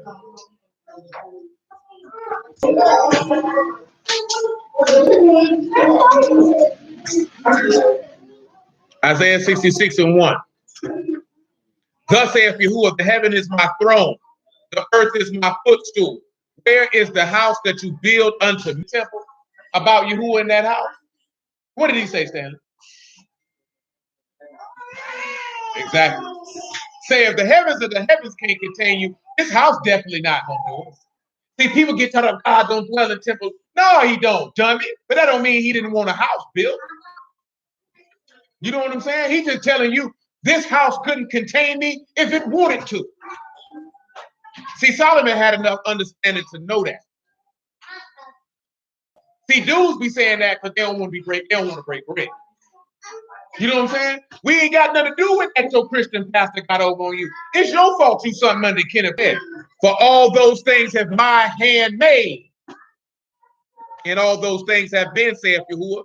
But to this man will I look, even to a man that is a poor and of a contrite spirit, that tremble at my word. Now, what did he tell you? Now, let's see the difference with these two houses. You got the house that Solomon built, which man hand built. Then you got the house that Yahushua built, that Elohim made. Let's go look in Revelation 21, what he say about that temple. Y'all know what it say. Revelation 21 and 22. See, when understanding come in, you don't get caught. Go ahead.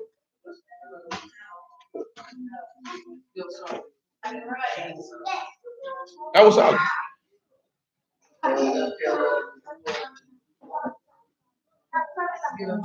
Yeah, I understand what you're trying to say. Because the king had his own house. And then you got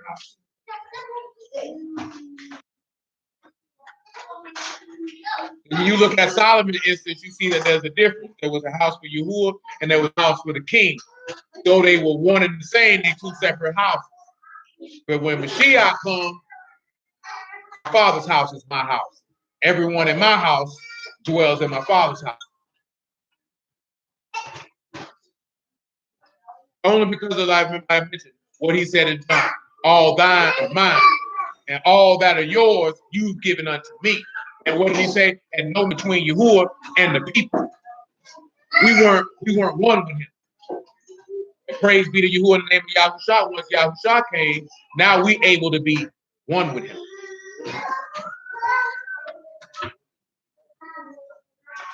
Well, we're going at Revelation 21 and 22. Malik, what's up, cuz? You ain't growing either. I know you've been the same height for about 3 years. And you ain't even 3. Oh, you can count. I see. That's your finger. It's okay. I know. And I saw no temple therein, for Yahuwah Elohim Almighty and the Lamb are the temple of it. Yes, sir. And the city had no need of the sun, neither the moon to shine in it, for the esteem of Elohim did lighten it, and the Lamb is the light thereof. So remember, right? Yahushua has been made unto us wisdom. It said in Isaiah 11 that he would have wisdom, quick understanding of the fear of Yahuwah, the understanding of knowledge, the being the spirit of knowledge, so on and so forth. So he would have the ability to build this house. Come on back to what was that? 2 Chronicles chapter 2.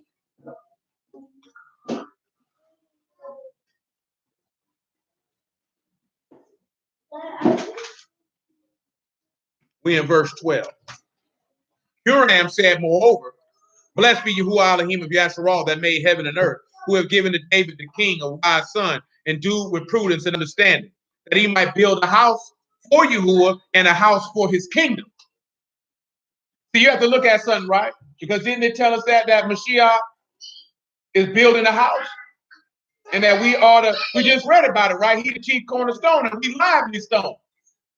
You know what I'm talking about? So that's a house for his kingdom. Because a house for his kingdom are the people. See, when people, the building is the people, that's not in reference to this time specifically. That's for the time. It is for now, but it's not for now. Because I don't know a lot of brews feel like, well, a lot of brews don't want a fellowship, period. You know what I'm saying? And that's because they're not one with Yahuwah. Anybody who want you with Yahuwah gonna want to be joined with people who are of Yahuwah. Ain't that what the book say?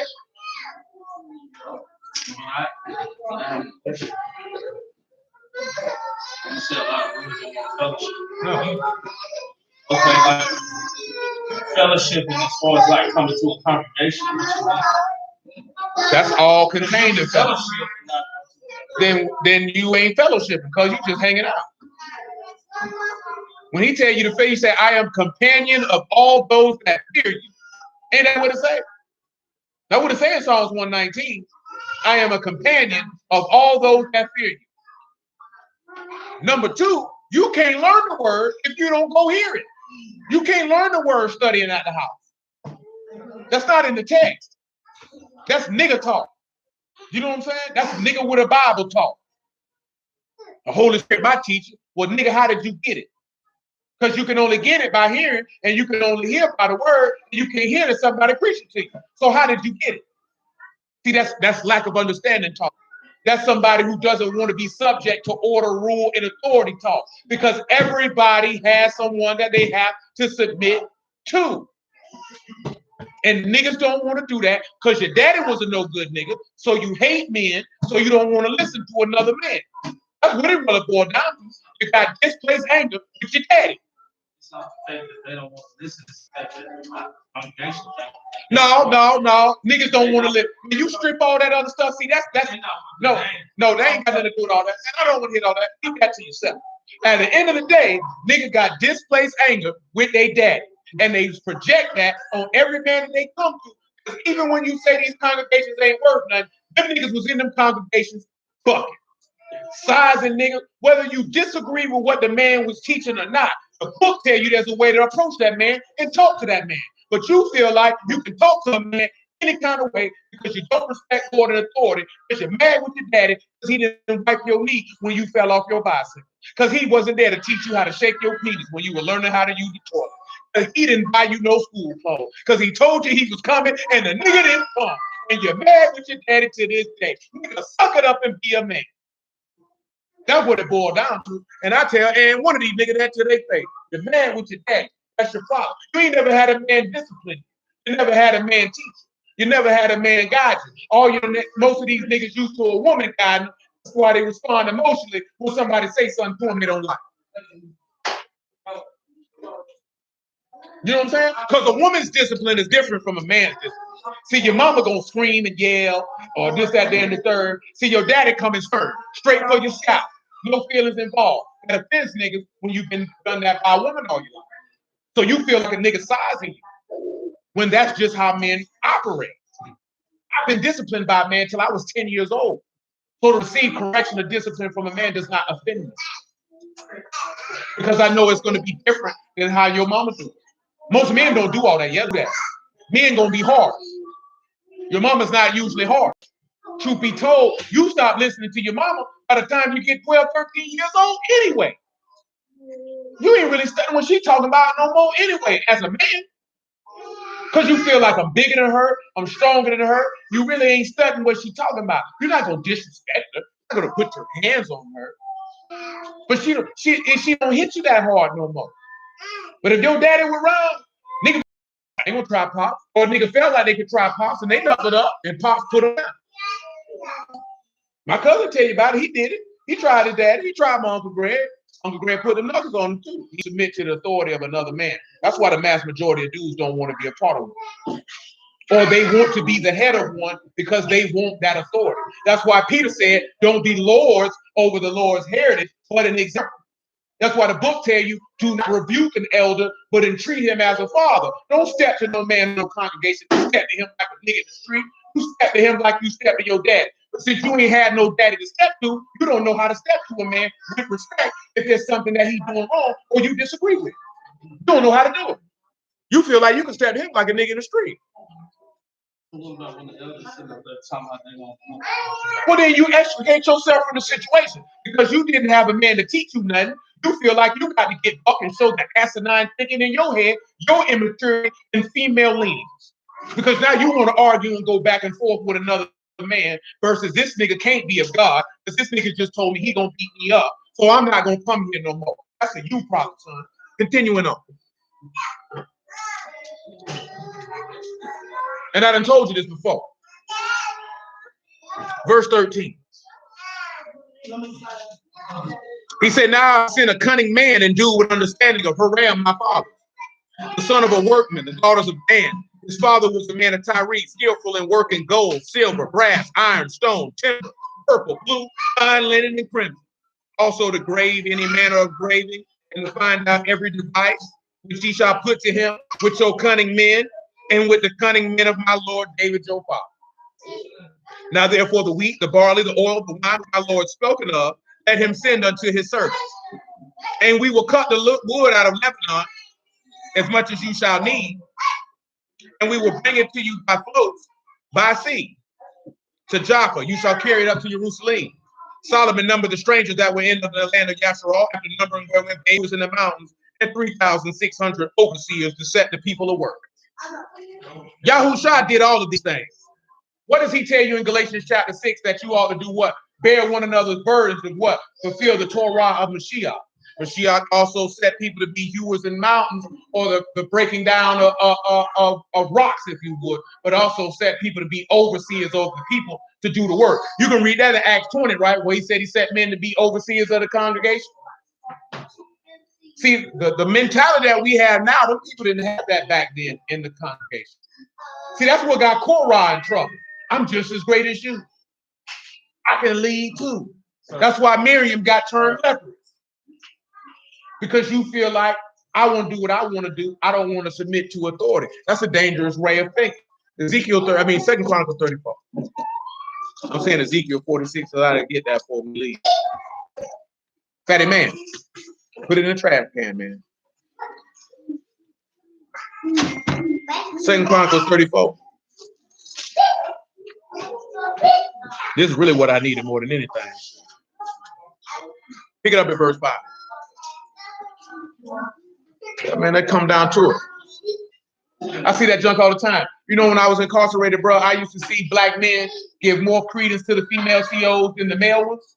They would disrespect the black male CO and show reverence to the female CO, especially the older ones, because they saw them as mother figures. Most of them ain't had their daddy, don't have that level of respect. Why do you think niggas be killing each other in the street? You see him, you see your daddy. You mad with your daddy, so you mad with him. So now you want to fight and beat up him. That man ain't did nothing to you.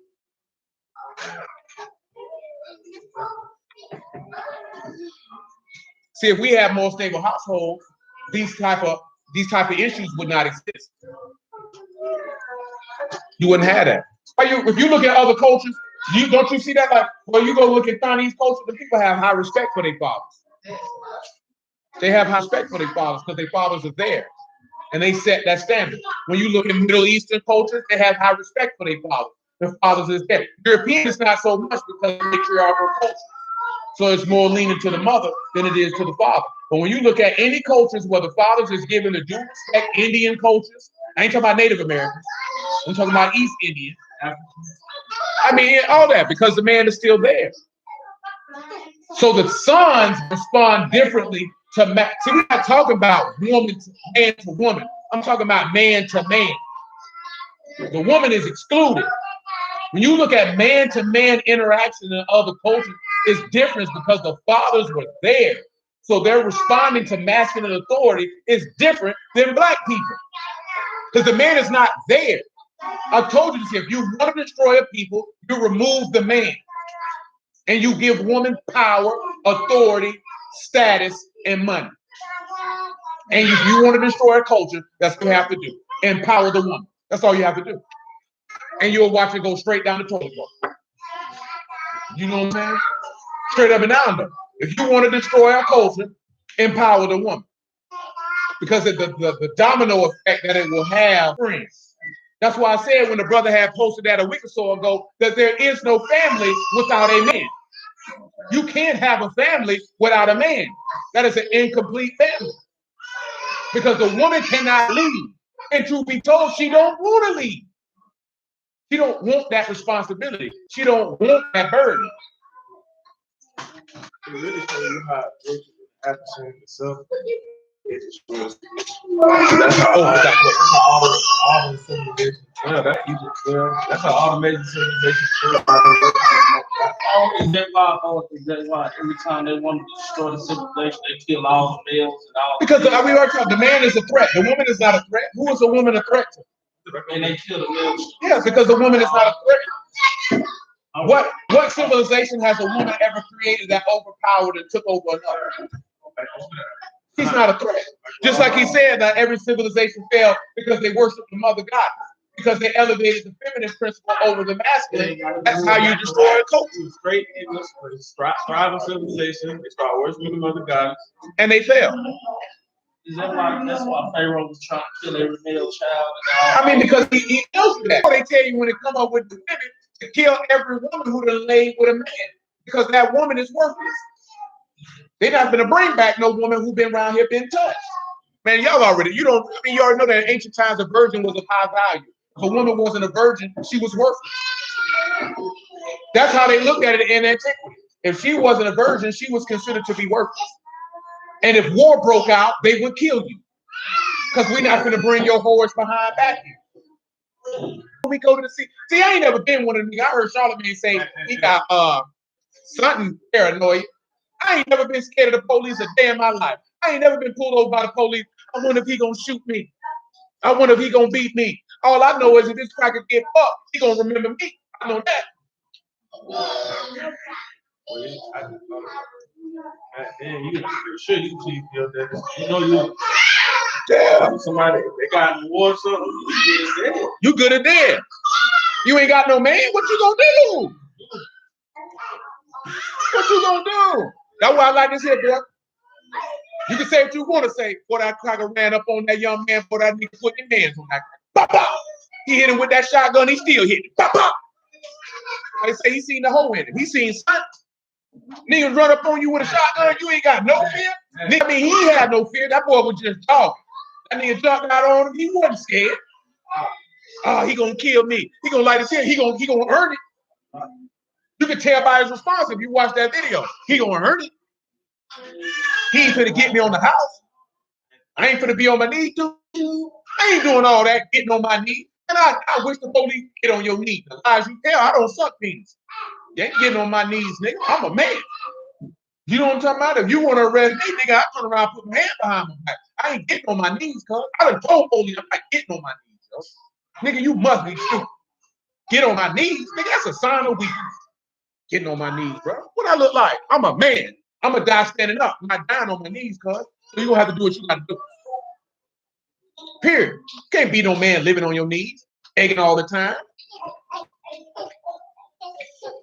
I knew that as a jit, bro. As a jit, I gotta have my own business. What I look like going to somebody who I know hate me and begging for a job and be shocked when they don't get it to me. I wasn't on that as a jit. Ain't nobody teach me that. Common sense taught me that. I read books. I see history. I'm observing. Why would I go to somebody and say, help me when I know they don't care for me? That's dumb. I shine your shoes for a nigga, so I'm not doing that. You know what I'm saying? I'm not doing that. I ain't never been stopped by the police and be like, man, this cracker gonna shoot me. Scared for my life. Them be whole niggas, man. You know what I'm saying? At the end of the day, because you ain't scared when a nigga run up on you like that. You ain't got no fear in your heart when somebody who look like you roll up on you like that. But you got fear for him because he got a badge on. That's a whole nigga in my opinion. Because I'm gonna be honest with you. I ain't got no fear of no black man. Why am I fearful of a black man for? Bro, when I was in prison, I ain't had no beef with nobody. I got a problem with these COs. What I'm beefing with you for? We in the same boat. You know what I'm saying? You tensing up when you see your brother, this CO slapping the fire out you niggas, and you like, man, that messed up. Well, why you ain't beat him up like you beat the brother up in the dorm? You should have beat him up too. That's how I look at it. Don't swing on your brother if you ain't gonna swing on the police. Don't shoot at your brother if you ain't gonna shoot at the police. So if I ain't got no fear for my brother, I ain't got no fear for the police either. Because at the end of the day, he's a man. He put his drawers on the same way I do. He bleed the same way I do. I don't see that. That don't bother me. Not damn time. And when I hear niggas say they scared of white people, nigga, something wrong with you. Because I ain't never heard no black man say he's scared of a nigga. You ever heard him say that? Who say they scared of the police? But they ain't never heard him say that I'm scared of a nigga in the hood. They in the hood all day, every day. Niggas got big rifles. You know what I'm saying? Assault rifles, 50 cows, 357s, all type of shooting and killing going on. And nobody said they scared of that nigga in the hood. You see the police, you scared. Oh, you a whole nigga.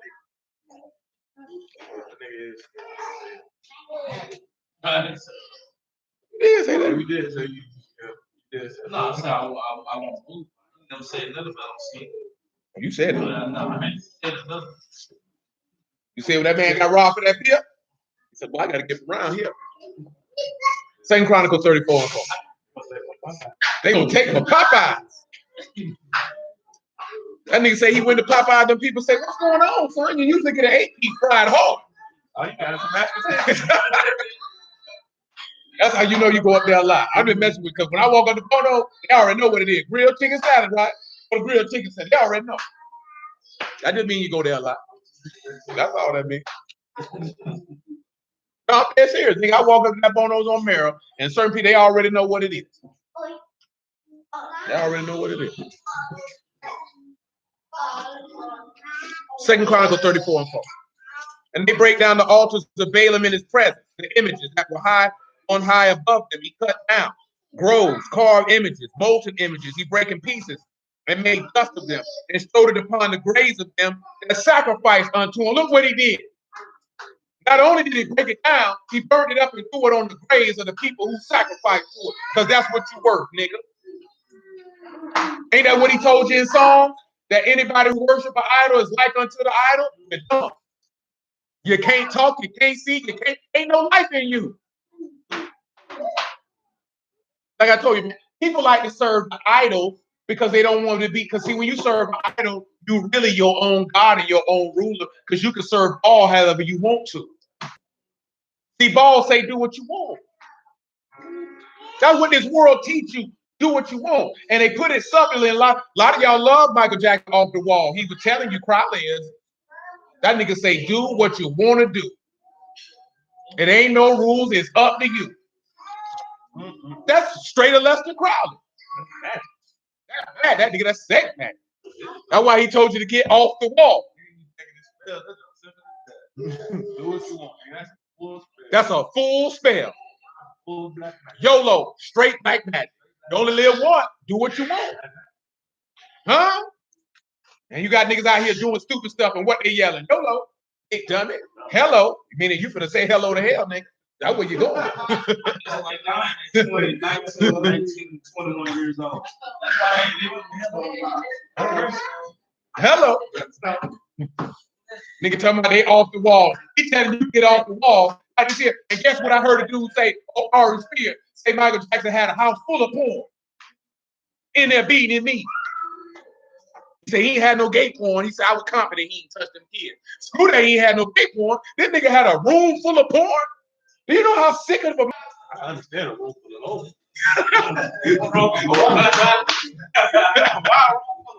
a room full of porn.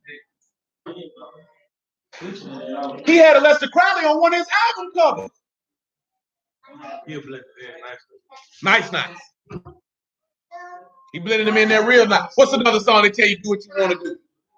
Dude, you got that song that came out, I Know I Was in Prison. Tell them what they want to hear. Tell them live. So you can go do what you want to do. Jesus, standing ovation. I'm not familiar with this. Oh. He said you only live once. He said, man, you know, these smoke these blunts. Young Jesus tell you that too. Standing ovation. Ludacris tell you that. Shoot, you talking about Ludacris? Screw all them. Get to them older records where they say that's good music. Now we done climbed by it before. You remember that nigga Clarence Carter? You know Clarence Carter. I be stroking. Oh. That nigga said that's what I be doing. This nigga made a song about stroking. Come on, man. That nigga said that they had a song back in the day. That nigga say, "Who's sleeping with your old lady?" Well, you out. What about this one here? Me and Mrs. Jones got a thing going on. This nigga singing about sleeping with another man. Matter of fact, his friend.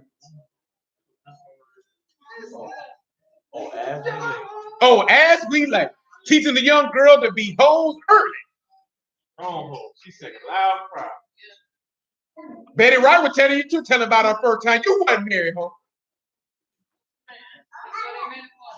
Indeed. I'm your brother. I'm the nigga in the attic. What about Luther Vandross? What about it? Because they said he was gay and he one of my favorites. He might have been gay. Man, I'm gonna be honest with you. 95% of your favorite artists are probably homosexual or pansexual. or bisexual? Oh, you're not familiar with that? I'm not familiar with it. No, Being a pansexual is what you do to generate pain. Pan had sex with anything. Kids, animals, same sex, opposite sex, inanimate objects. It didn't make a difference. That is what a pansexual is. That nigga knocked down the pie when his daddy told him a vagina feels like a warm apple pie. And then this nigga is in the kitchen stroking the pie. And his daddy walk in, he say, well, just tell your mother we ate it all.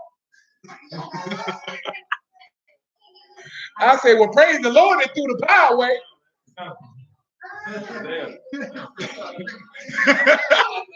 You know how nasty you got to be to put your penis in a pie?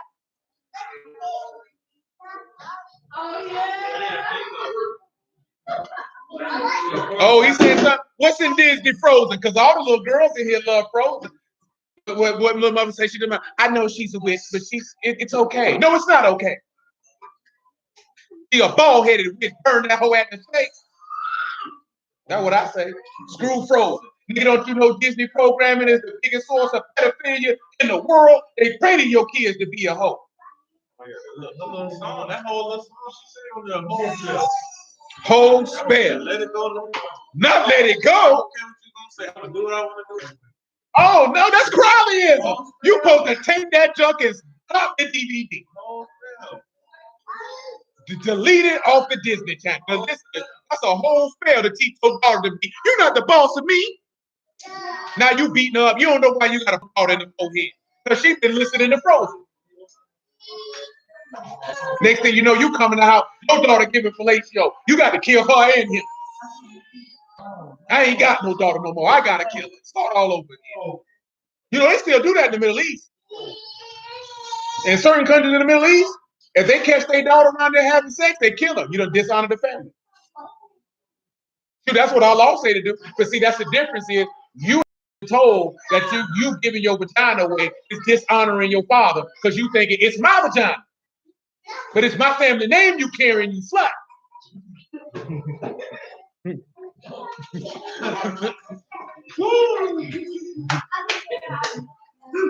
Ain't that what the book say?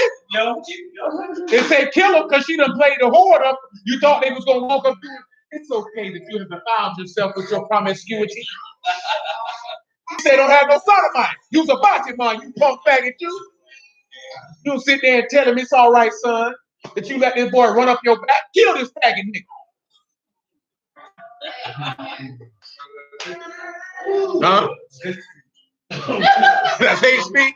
Well, shoot, let it be hate. Call it what you want to call it. I hate that sin. I hate it to death. They kill that faggot bastard dead. You gotta worry about it. You were gonna get it. Right? Tell you, some people can say they can be mad all they want. My son ain't gonna be no faggot. Oh, you want your son to be around here getting his back busted up? That's no business. You too. Take that how you want to take it. We don't raise whores around here. Just because your daughter don't say, who cares what they gonna say? You do say that.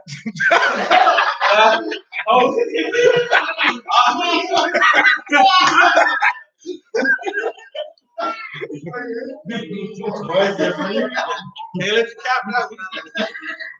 Say that. A lie. We worry about what the women gonna say, what our children gonna say.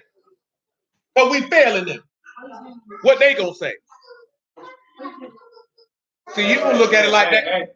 You don't look at it like that because you ain't ever looked in the eyes of a child. And looked in the eyes of a child and seen that child looked up to you and wanted to be like you.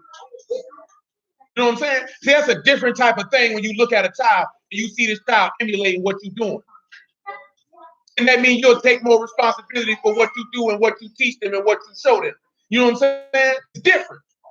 It's different.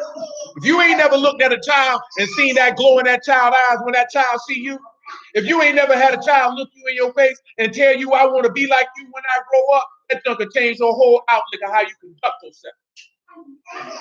You know what I'm saying? It changed your whole outlook of how you conduct yourself. So then you're going to teach them better things. You're going to show them better things. You ain't going to put up with what these people out here talking about. You know what I'm saying? See, I've been telling you that you don't know what that's like. for a little child to look at you and you can see it in their eyes. They ain't got to say a word. I don't care if that's you the brother, you the daddy, the uncle, whatever. And this child looking at you like, I want to be like you. Now, you know you're responsible for what you do and what you teach them. I don't care nothing about what no $2 hoe got to say. How can a woman who ain't never knew her daddy tell me anything about being a man? How's she gonna tell me your mama been slutting for 20 years? You done seen 15 different niggas come in and out this house. You're not qualified to tell me what a man can and can't do. You don't know. You can't tell me what a woman can do. Your mother's a whore. So all you telling me is stuff based off your selfishness of what you want and what appeases you. So I don't care what you think.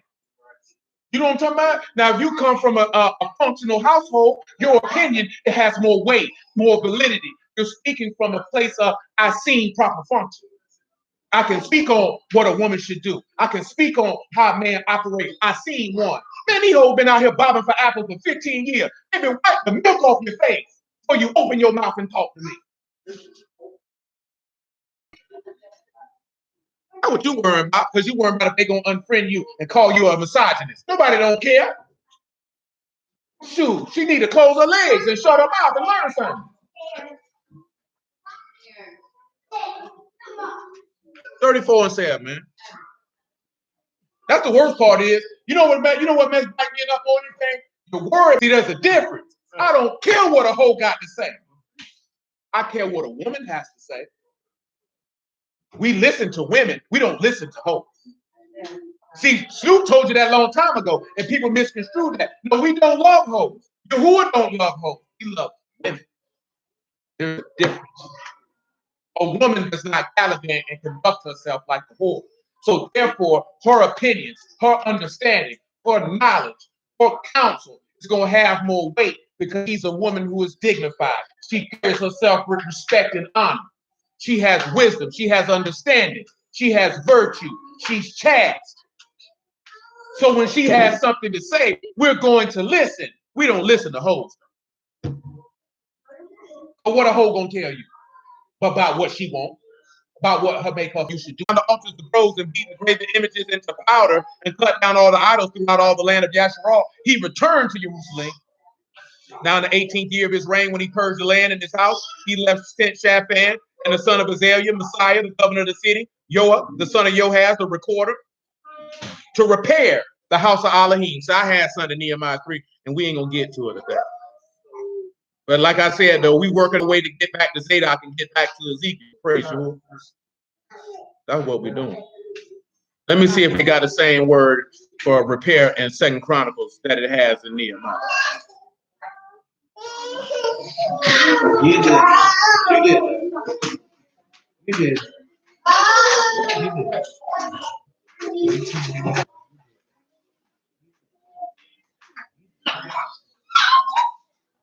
We finna get ready to wrap up. And it does have the same word, kazak, which is the strengthener to prevail, to be strong and to be courageous, to be firm and to be resolute, and also to repair. So this word kazak, which is used for repair, is the same word that you'll see for overcome. It does literally mean repair, but you see that they came to the house to repair it or to strengthen it so that the people can overcome. Turn to Jerusalem. And then they put it into the hand of the workmen that had oversight of the house of Yahuwah, and they gave it to the workmen that wrought in the house of Yahuwah to repair and amend the house. Now, what that sound like, right? The workman is worthy of his hire, does it not? And guess what it said? They put in their hand. They put money in their hand. Now, see that? That's the stuff he talking about. Tithes and fruits and vegetables. Use it, that. You know what I'm saying? We done went through that before. Tithes ain't fruits and vegetables. Text clear on that. It's not only fruits and vegetables. Let me say that. It encompasses many things. You can pay a tithe by taking your fruits and vegetables and turning it into money because you didn't want to give your fruits and vegetables, and the priest got the money. Mm-hmm. Let me get this word for a minute, because all this in the law, man. Dudes just be talking, bro. And the same thing for now. There's a different word for repair. Now for amend in 2 Chronicles 34 and 10 is kazak. But repair is badak, and that's to mend or repair a building or to mend a breach. And you have bat, dalet, and kuf. And what is that? The sacrifice of the last second act. That's what's going to repair the breach, which makes Yahuwah your ruler. Or make Yahuwah or the bearer of Yahuwah. Because at the end of the day, what did Yahushua bear on his shoulder? He bared that stake. We know we can read that in what it is, Genesis 49. We can read it in Ezekiel chapter 12. We can read it in Judges with Samson. We can see how he carried that stake on his shoulder. And what was he carrying? He was carrying your burdens. As he mentioned before, the reproaches of them that reproached me, they fell on me. So he was bearing your sin. Or the same thing that woman said in 2 Samuel. You know what I'm saying? Let that burden of that reproach be on me. When she was talking to the king, right? Let me carry that iniquity. That's why he said the strong ought to support the weak and not the same way that he bared yours or carry yours. But let's continue. He said, even to the artificers, the builders gave they it to buy hewn stone and timbers for couplings in the floor of the houses which the kings of Yehuda had destroyed. See, now what does it tell you about this here? Hewn stone and timbers for couplings. Remember that he said that you were not redeemed with silver and gold from the vain tradition of your fathers by the precious blood of the Lamb without spot, wrinkle, and blemish. So when you turn around and you look at these artificers, and I'll get the definition of the word for you.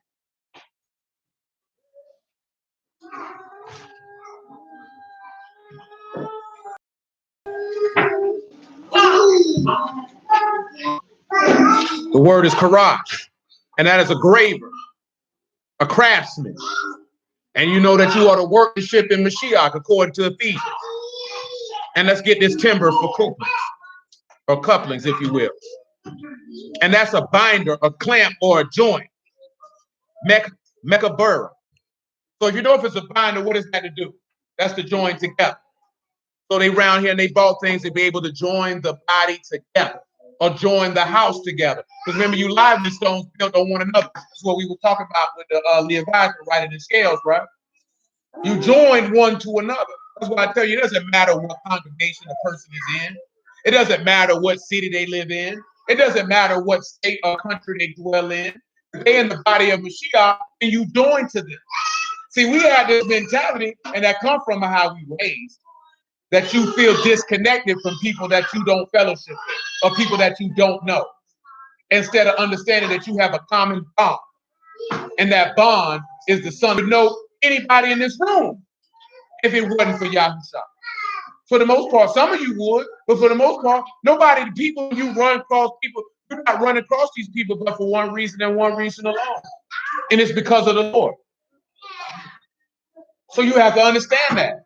You're supposed to have a mindset that a man is your brother, whether he fellowship in Jacksonville, Florida with the congregation you are part of, or whether he fellowship in another congregation in Jacksonville, Florida on another side of town, or whether he fellowship with somebody in Los Angeles, or whether he fellowship in Jamaica, or whether he fellowship in the UK. It don't make no difference. Because when you seen him, you supposed to seen the Lord, and when he saw you, he supposed to seen the same. And you're supposed to treat him with that same love and care that you would treat somebody that you had known for years. Because that's what happened in the land. That's why I said something about widows. Has she lodged strangers? Has she washed the saints' feet? Has she stuck to doing good works? Because they didn't look at, oh, they don't go to my congregation, so I ain't gonna fool with them. See, that's nigga talk. That's new age stuff. That's what keep people in the body disconnected. But let's continue. That's a light one too. Grab hold of the shepherd and get you to the house. Grab hold to the shepherd to bring you in the house. Grab hold to the teachers of the son. Yeah. Grab hold to the teachers of the family. Either way you want to go, grab and hold it. And how you grab and hold it? Because what did he teach you? If you ain't willing to forsake all that you have, you can't be his disciple. If you don't take up your stake daily and follow him, you can't be his disciple. Meaning that because you were sown in confusion, then he can't save you. And therefore he can't comfort you. And therefore he can't rule over you. And therefore he can't the temple. Yahushua came, he Yahushua, son of Yahushua, because it's what he said. The man who called the branch, he'll come and build this house. You lay the foundation, he gonna build. That's why John say, it's one that come after me that's greater than me, that's preferred before me. Because Yahushua was the son of high priest. So he became high priest. Zerubbabel was just a priest. Oh, but see, See, they don't be ready for that type of stuff. See, Bruce don't want to have that conversation. That ain't no fun for them. Ain't no honor or esteem they can get out of that platform. Hallelujah for Yahushua the word. Bless y'all out the house, y'all name of Yahushua. You who are willing, we'll continue on that there because this is going to get us back to Zadok. Because we're going to look at all these priests, these names, and these names. You did.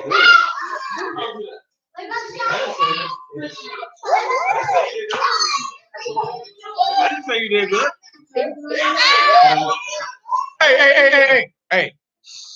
That does not mean to go fuck wild in here. So you who are willing, we'll continue this here. This is going to take us back to looking in Ezekiel. It's going to take us back to getting to Zadok and going through all these things with these priests. Again, I bless y'all at the house of y'all name of Yahushua. I appreciate y'all. Continue to understand that that gift is precious and take hold of it so you may prosper. You who are willing to the next time.